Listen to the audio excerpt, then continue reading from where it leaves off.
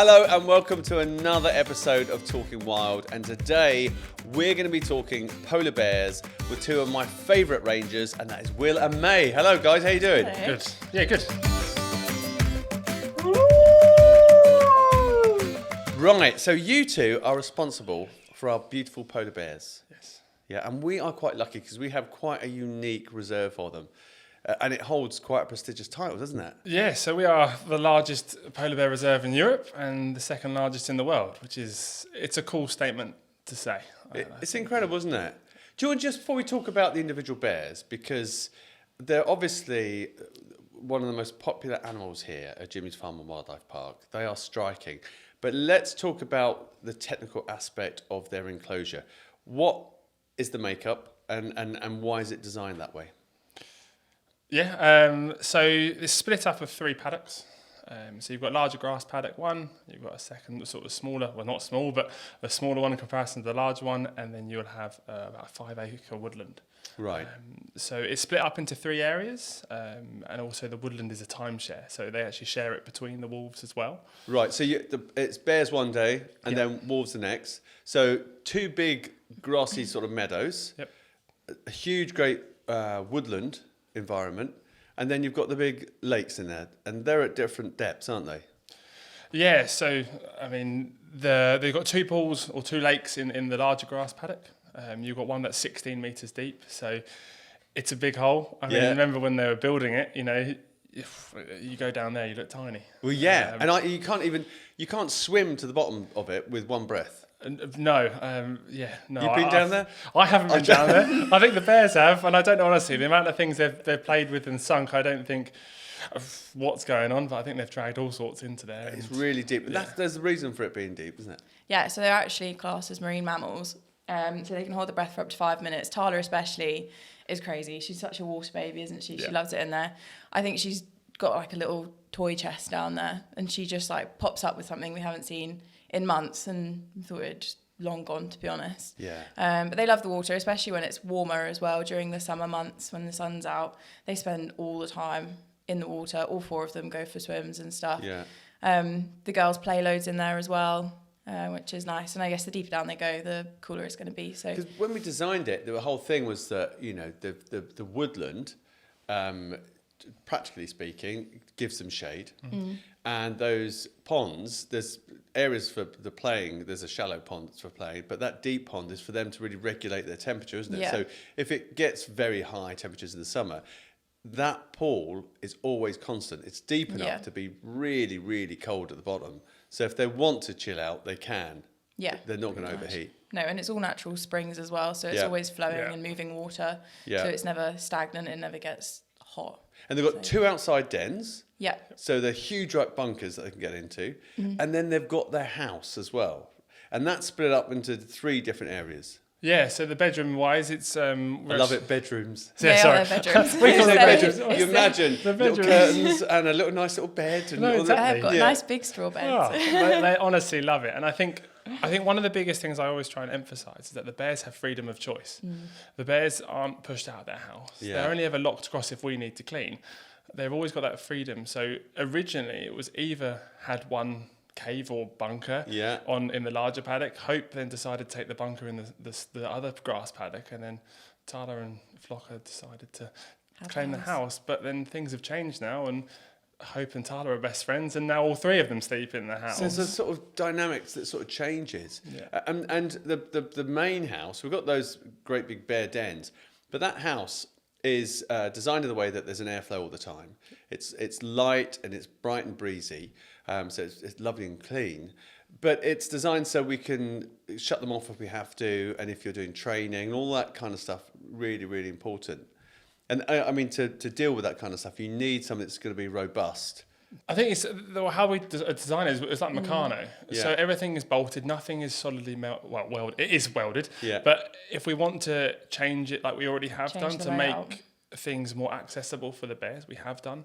I think also to show people the size of it. I mean, it's just tall enough for a male polar bear to stand up. So we designed it so we can take a male polar bear, and so that's what, 10 foot? 10 and Hamish up in your he's 10.5 foot. So it's 10.5 foot tall. Yeah. So if we take a male polar bear on, if he stood on his back legs, that's how tall he'd be. It's a long way up, and I think, really big, and also isn't with it? the training, Mae helps me a lot with the training. She's teaching me how to do a lot of it, and we've got the foot boxes to present their feet because we want to blood train. Head boxes to do head X-rays, or X-rays, and they're incredibly intelligent.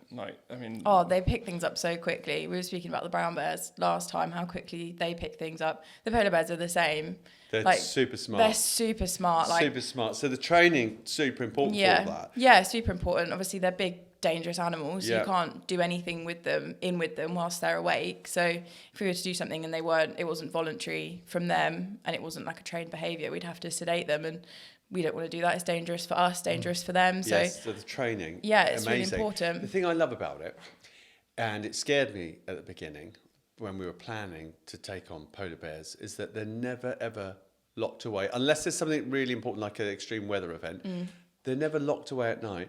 They're free to come and go, which is amazing. So if I don't know, say Eva goes, oh, do you know what? I'm bored of sleeping in my bedroom. I'm going to go and sleep by the pond. Yeah. I think Eva, especially if you're looking at personalities of bears and different, she's definitely the bear. She's the oldest. In terms of wild lifespan, she's 1 year over. She's 19, so 18 is the average life expectancy. Yeah. She knows what she likes in life. She knows food, sleep, and if she comes through the compound, and she likes me, but she looks through us and she's like, I'm not going to go over there. I don't need that hassle. Like Tara's a young, playful bear, and she's just like, Don't need the hassle. Exactly. But they need that room, one, but also two, the dynamics of the environment, but to get away from each other if they want to. If there's a conflict over food, they can get away. So they don't have to, they're not penned in. The Woodland, I haven't seen many polar bears in other collections that have access to such a large wooded area. How important is that to the bears? It's so important, especially like we said in the summer when it's warmer. It stays like 7 to 10 degrees cooler in the woodland, and it's all natural woodland as well. We've not done anything out there apart from put the fence up pretty much. There's all lots of little streams in there, so they can paddle in the water, they can roll in the dirt, which they love. They often look like brown bears coming out of it, to be honest. They roll in the dirt, scratch on the trees as well. Obviously in the grass paddocks they have got some upright trees and stuff for them to scratch on. When they go out in the woodland, it's just so different for them. It's like a playground. It's like a playground, and the fact that the wolves can go out there as well. Yeah. And obviously they're Arctic wolves, so they would share the same habitat out in the wild, so they would come across each other quite often. So the fact they can live in the same space, obviously at separate times, it's so nice for them. They can smell each other. They can. I love that because the wolves will be in one day, yeah, and they'll go and scent mark and do all that kind of stuff. Dig. And they have their time. Then the bears roam in and go, I can smell wolves. What they've been up to. Exactly. It's so nice for them. And then you've got all the dynamics of the wildlife there. The squirrels, you've got all the bird life, you've got all the rodents, you've got all the insect life. And I often think the general public don't realise how big their enclosure is, because when you leave the main meadow area of the polar bear reserve, you walk up into the woods past the Arctic foxes. I don't think people realise that on the left the polar bear enclosure still carries on all the way up the top of the hill, because we haven't put any pathways in so you can go up close to the fence. You can't do that. So I don't think people realise that they're probably walking silently next to a polar bear or in a pack of wolves in the thick woods. Yeah, it's crazy. I think also just talking about, you said about wildlife, I think, again, even a lot of the visitors have realised, even a lot of the keen photographers, how much having bears back in an ecosystem has brought back wildlife. It's incredible. We feed meat, so you have your small insects that come along, and that introduces your small birds. You have some rodents around, but then you get your bigger birds of prey. We've got kestrels, red kites, and I've been there on an occasion where I think we fed out a carcass, or the remnants of, I think it was a deer carcass that the wolves have been feeding on, and I know it happens with the bears as well. And just that, there was lots of birds around, but I looked up and there were 2 red kites, then there were 2 buzzards, then there were 4 buzzards, then there was a raven, then the jackdaws and the rooks and the crows and the magpies, and even the little blue tits and the starlings were all feeding. And it's like, wow, there's a whole ecosystem and around the pools just as well. Yeah, the wolf pool, because the wolves go for a swim every now and then. They haven't got 300-400 kilo animals, turning the water. That you go in there to clear out something from the pool, and there's just bugs and water life everywhere. Yeah. And I think it's really cool.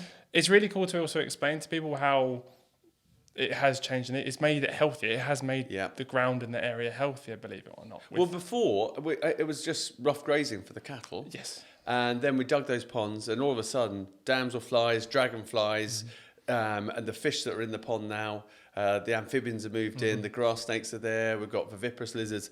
That's just in the polar bear area. And if you think, actually, the best guard for those little creatures is a polar bear. Unwittingly. Well, today we've even got a local swan that's also invented. It's Matt only just made it out. And the herons as well. So, but the thing is that's then stimulus for the bears. They'll mimic hunting them, try to hunt them. Oh yeah, Tala's. And there was some cool pictures I've seen of Tala. She's just stalking it on the edge of the pool. I think it only just got away. Wow. So playtime is really important, and living that sort of predator life, stalking and that kind of stuff. But play, they do like their play. And picking toys for polar bears. I'm like, when you pick a toy for a dog, you go, well, are they going to rip it up? Are they going to do this, that, and the other? For a polar bear, I mean, it's got to be a robust toy. What are the things that work, and what are the toys that don't work? I think they all work.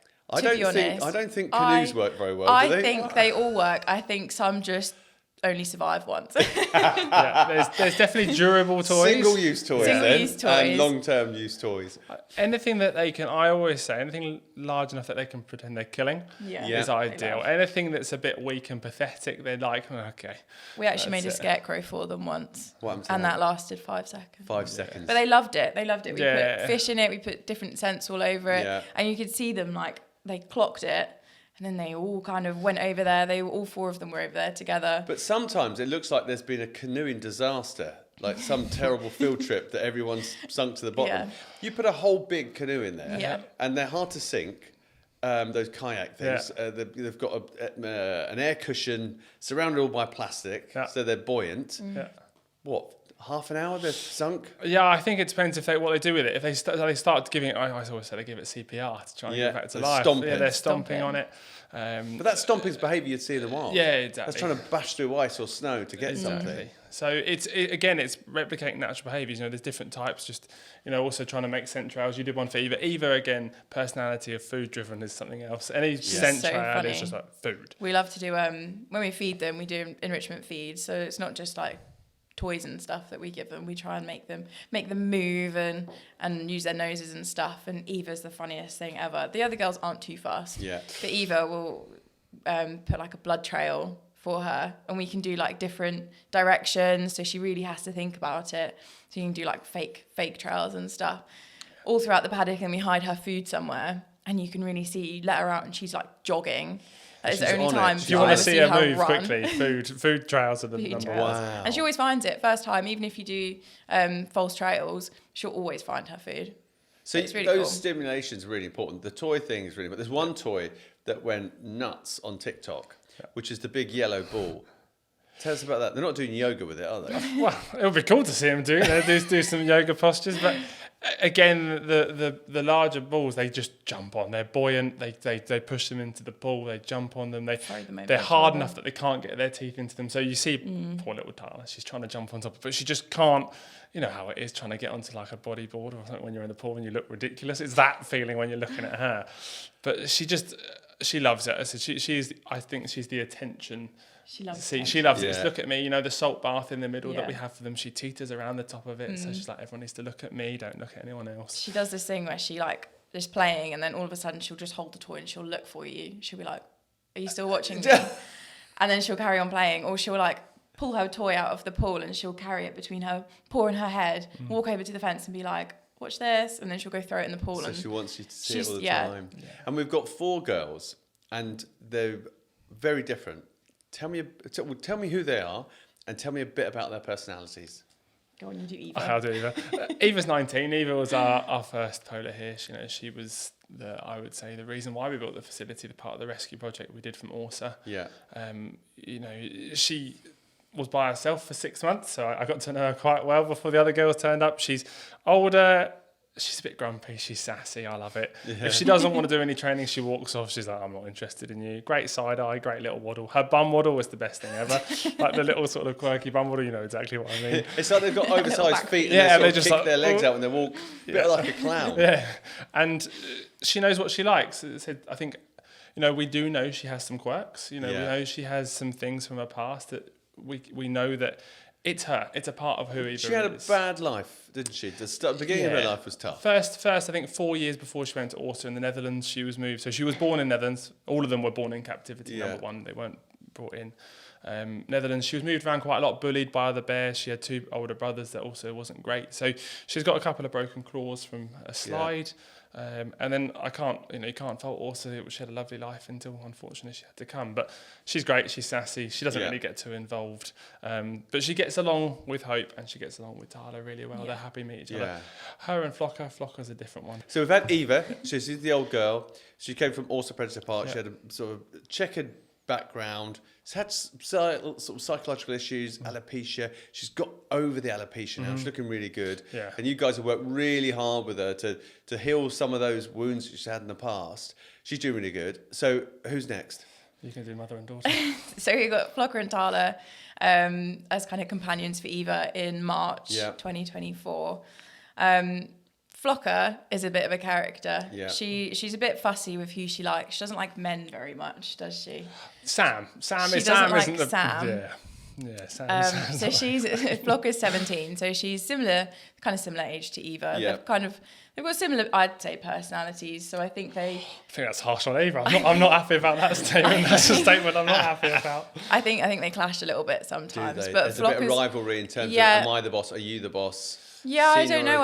I think I don't really know what it is. They just personality clash more than anything. But Flo can be a bit grumpy. Flo is the smallest of all of the girls. Yeah. She's also Tyler's mum. Right. So we've got a mother-daughter situation going on. Yeah, so we've got mother-to-daughter situation going on now.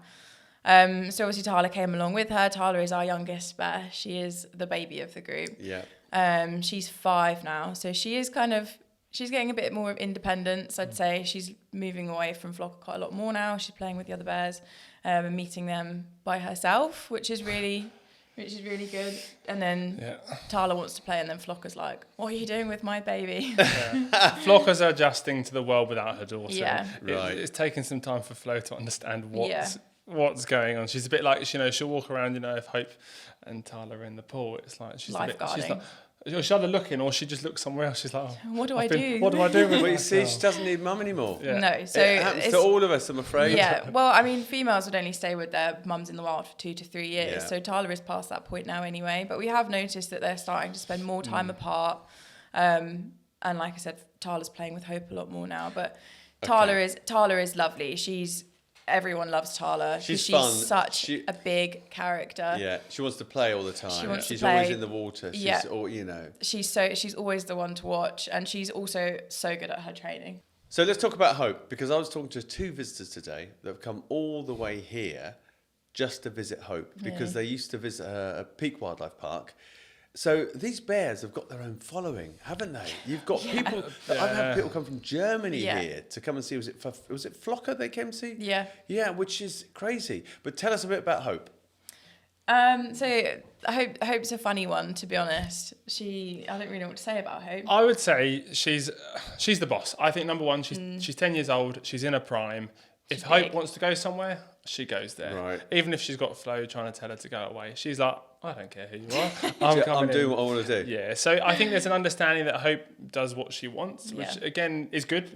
Everyone understands. Sometimes who's in charge. Domestic cat's exactly the same. But Flocker's her mum. Flocker's her mum. Just like Tyler. Yes. There's sisters. Yeah, full blood sisters. Yeah. Dad Rasputin. Yeah. So born in the same facility in the south of France, and again, it was always a big thing. I'm not sure if there's been many sort of daughters and mothers reconnecting and going back to the same place or in a different location, but I don't think there was much understanding. I'm your daughter, but again, once they wean their young, it's very okay. I'm done with you. But you don't know if they do recognise you. Thing. So I mean, incredibly intelligent animals. Yeah. Why wouldn't you recognise? You're my daughter. Yeah. It's It's an interesting one, but she's a bold character. She's the boss. Yeah. She's hangry, that's for sure. Hangry. does get hangry. She's a hangry. Well, bear. let's talk about that then, because food for polar bears, right? A lot of people think they just eat meat. Yeah. It's not the case, is it? So they're actually naturally lipivores. So 70% of their natural diet is actually fat. So that's a big part of how we try and do their diets. Obviously, there's certain things we have to take into account. Number one, we're not always as cold, so their fat reserves have to be different. I mean, if we want to look at their weekly diet at the moment, I mean, they get around sort of 16 kilos of just lard. 16 kilos of lard, just pure fat. On top of, just pure fat as an addition to their other diet. Yeah, and that's made up of what else? So at the moment they're on about 32 kilos of beef, 40 kilos of fish, about 18 kilos of chicken, 30 kilos of fruit and veg, and then they get about sort of 16 litres of salmon or cod oil. Well, it's incredible, isn't it? And that is a shed load of food. Yeah, it is a lot. And it varies throughout the season. Yeah. Bit more veg in the summer. They love lettuce. Iceberg lettuce. Yeah, iceberg. Has to be iceberg, They obviously. love lettuce. Yeah, even like this time of year, they love lettuce. I think it's one of their favourite vegetables. It's just a crunch, isn't it? Yeah. The texture. Melons. They love melons. Yeah, melon is watermelon. Yeah, honeydew. It's just anything. Yeah. And of course, with the brown sweet. bears, they love a treat of honey. These guys like honey? They're What's their actually super treat? different. Oh wow. They're a bit fussy. The super treat. Yeah. Depends what bear you're talking about. Yeah, Right. it's bear specific again. Yeah. Eva likes when she Meat. first. Well, no. Well, the thing is, she was honey and she was strawberry jam. Yeah. That's what they gave her in Orsa. But meat chunks. She's a very Meat meaty, chunks. Meat meaty chunks. bear. Yeah, I mean she's also old. I feel like it comes with age. Of she knows what she wants. So if you want to do training with her, she's like, What have don't you give got me to offer that me? rubbish. She's Yeah, like, okay, what- I can see that, but I'm not interested in that. I want something better. Get me something else. So meat chunks really important for her. Yeah. For training particularly. Tala. Fish oil? No, Tala's a melon girl. Is she? Tala likes fruit. So a good nice bit of melon. Yeah. Flocker, it's more kind of artificial. She likes cat food. She's a cat food lover. If you want to do high reward training, which is, it's all on their basis, I think it is number one.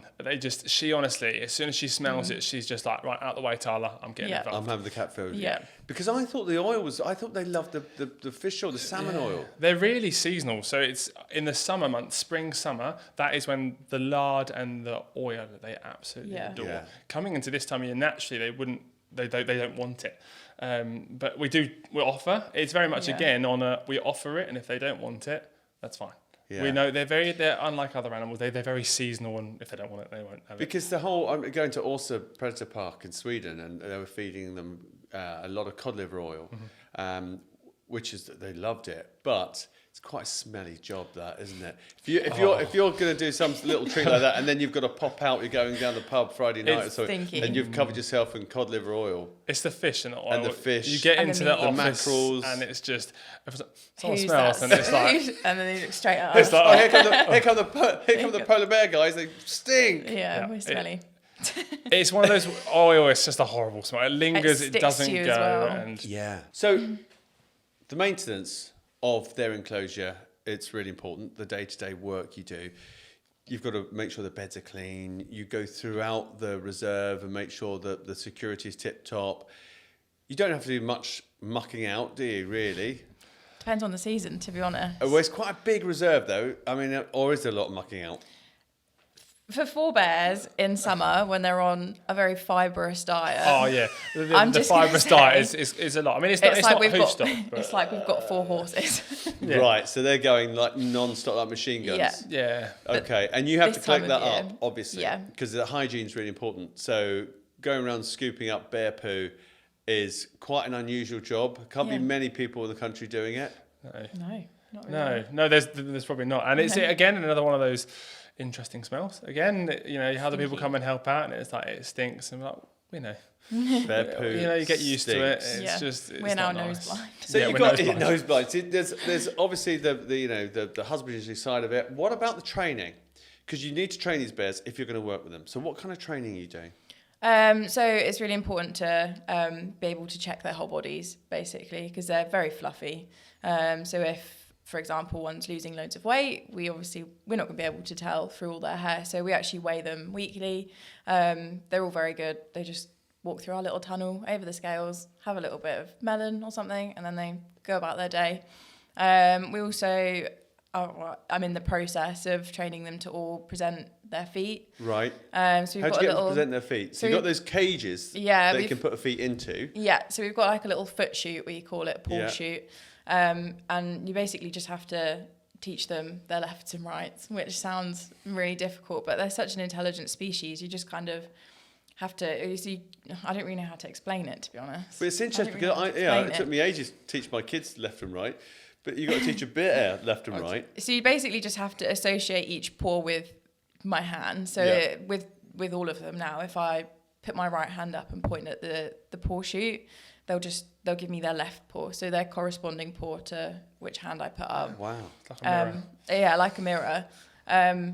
We use a target stick to train that kind of behaviour. Yeah.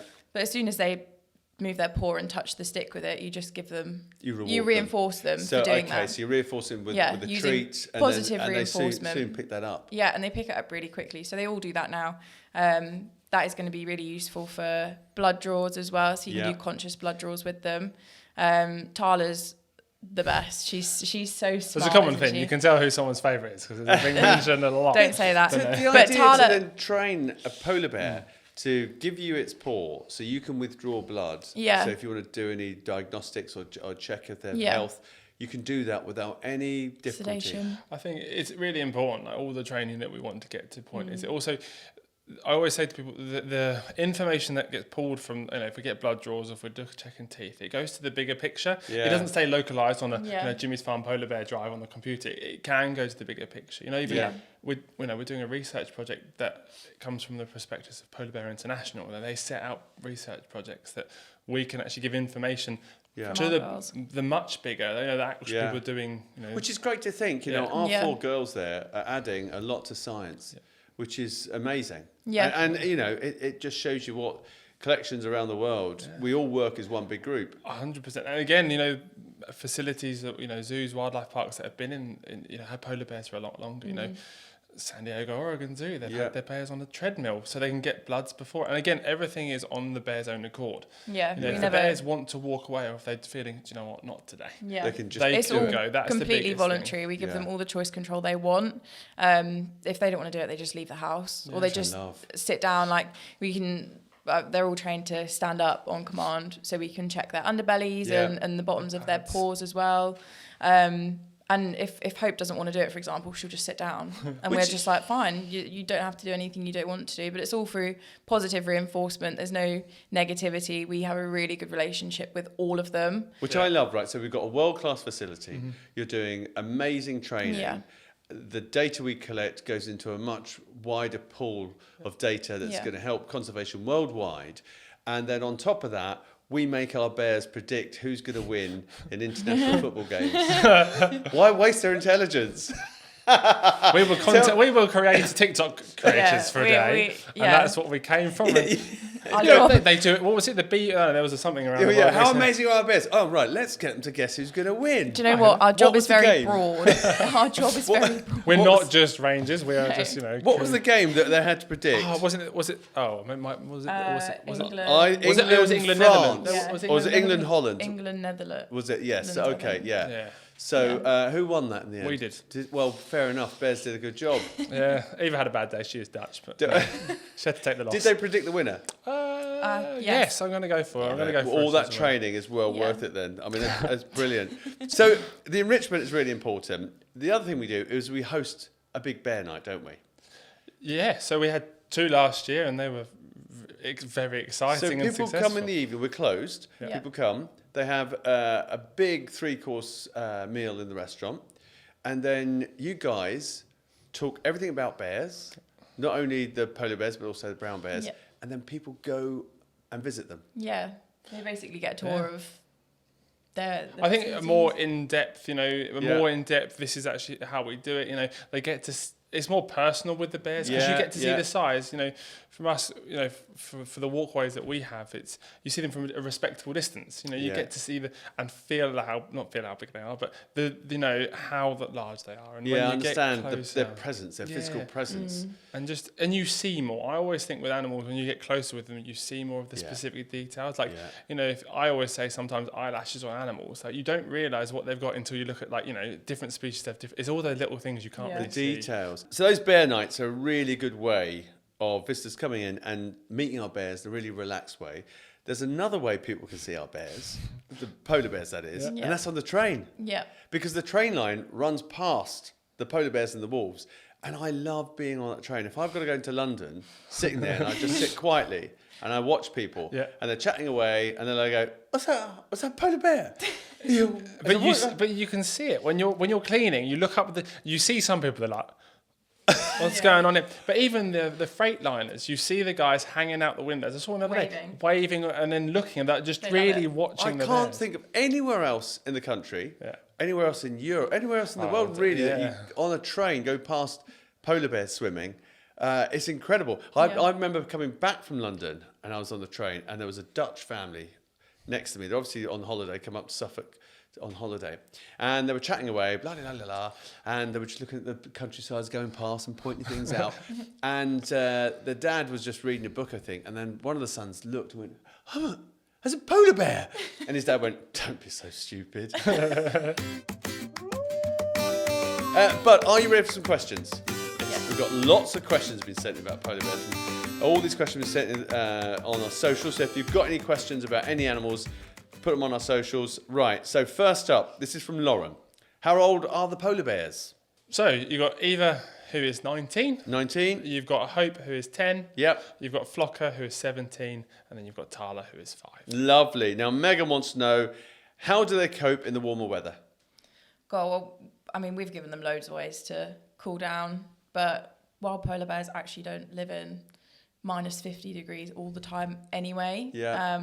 Hudson Bay gets really warm throughout the summer, like plus 30 degrees. It's interesting because we looked at the temperatures of Hudson Bay, where they come from. Their summertime temperatures, I think for 3 or 4 years consecutively, were higher than our temperature here in the summer. Yeah. So actually they were hotter. Yeah, exactly. And obviously when you think of summer in the UK when it's like plus 30 degrees, the last thing you're going to think of is sea ice. So the bears out in the wild do have to go really long periods of time without sea ice anyway. I think Hudson Bay bears went about 197 days without sea ice this year. Wow. Yeah. Which is insane. That's a sad thing, isn't it? Because I think, you know, our bears are doing really well here at the moment, but wild bears are having a real tough time of it. Yeah.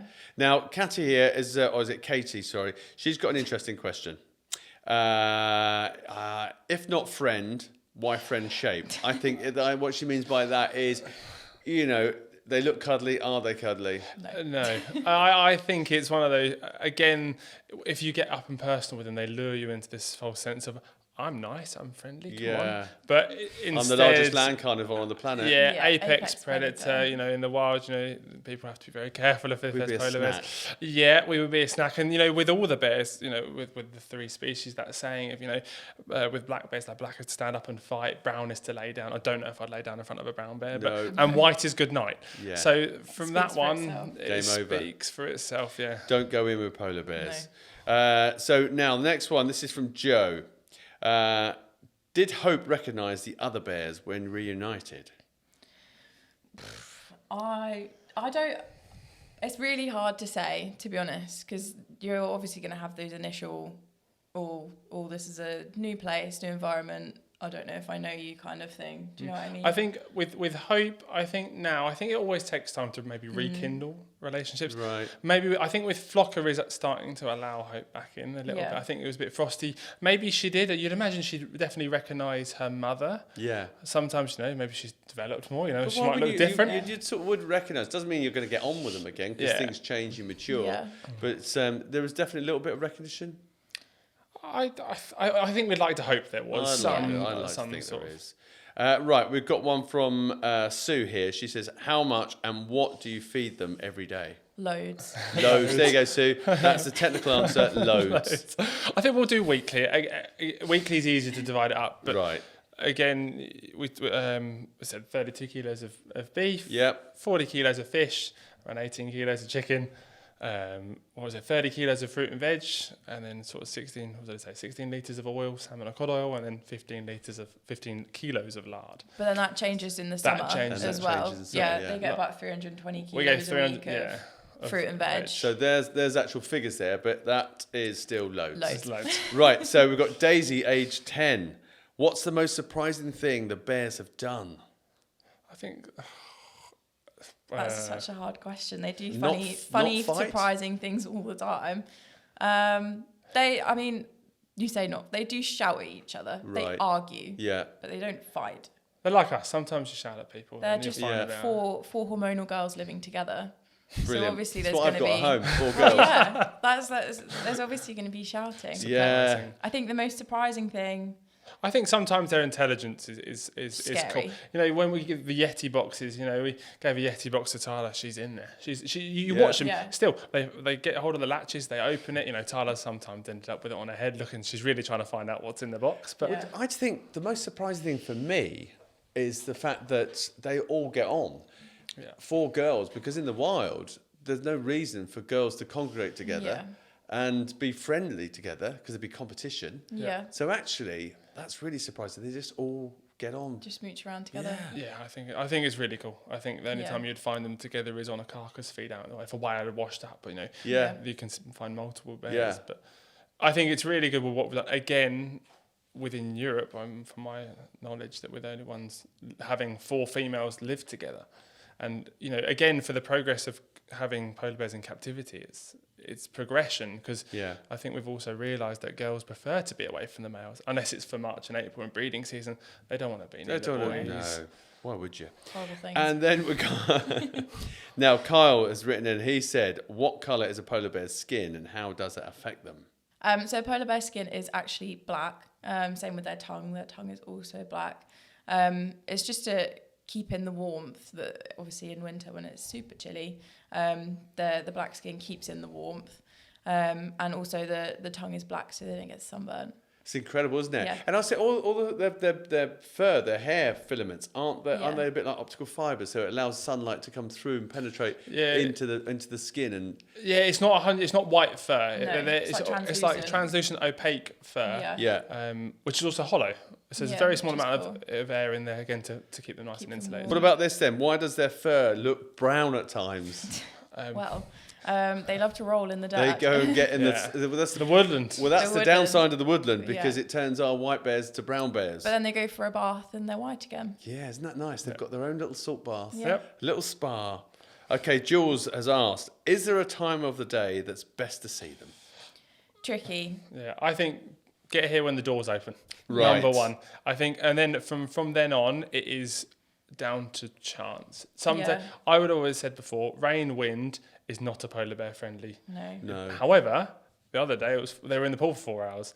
So it's horrible. complete chance. You just can't, yeah. No. It could be any time. It Yeah. could be any time.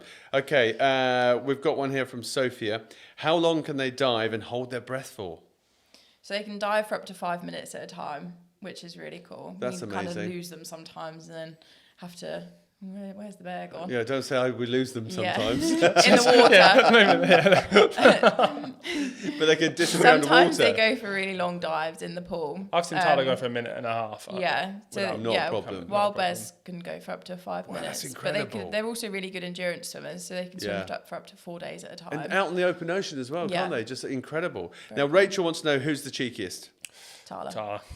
Right, okay, straight away. Daniel asks, what is Eva's favourite fruit or veg? I think veg is going to be lettuce, melon's going to be the fruit. Yeah. Lizzie wants to know how much they weigh. Oh, there's quite a large difference in their weights, to be honest. I can't remember Eva's weight. Eva's 383 kilos. She's the heaviest. She's the largest in circumference. That's how we put it. Right, nice and rotund. Hope's 349 kilos. Yeah. Right. And then you've got quite a big difference. And then you've got Tala, who is 262 kilos. Yeah. And then Flo is about 255-ish. Yeah, Flo's the So we've got smallest. nearly to 2 tons of bears between them all, have we? Yeah, I mean, there's quite a lot of bear in there. A lot of bear in Big there. bears. Now, Ellie, aged 8, where do they go to sleep at night? They've all got their own little preferred spots, to be honest. They've got their own little bedrooms. So Eva's in the paddock on the big grass paddock, in that little cave. We put nice big straw beds in there for them all the time. Flo and Tala, they love their house. They love it in the house, nice and dark in their comfy beds, in their straw beds. Hope switches around sometimes. I think it depends how they're all feeling. If the tension is good or not. I love it because they chop and change wherever they want, but sometimes you see them all cozy, all wrapped up in their straw. They love their straw in beds. Nice little bed. Now, last question, and this is really interesting. How similar is husbandry to other bears, such as brown bears? That's from Meg. I think it's relatively similar, but I think again Enclosure reserve design again comes down to it. Yeah, if definitely. you look at Diego and Brunhilde's reserve, it's Dense woodland. Dense woodland. It's built for them when they're not on a grass paddock. But husbandry wise, I think. I mean, they all have different needs. Don't get me wrong, but I think it's all pretty similar. To be honest, similar. Just a little bit less swimming for the brown bears and more climbing. Yeah, they just.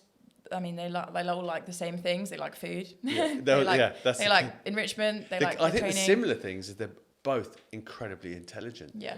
You know, just it's need like to be kept busy. They just need to be occupied, and that's where their reserves come in because you've got all the stimulus that you guys do and all the training. Then you've got all the natural stuff that they can have a look at and dig around in and all that kind of stuff. Well, look, it's been fascinating behind the scenes, talking polar bears. That's been a great episode, and we will see you for another one of Talking Wild.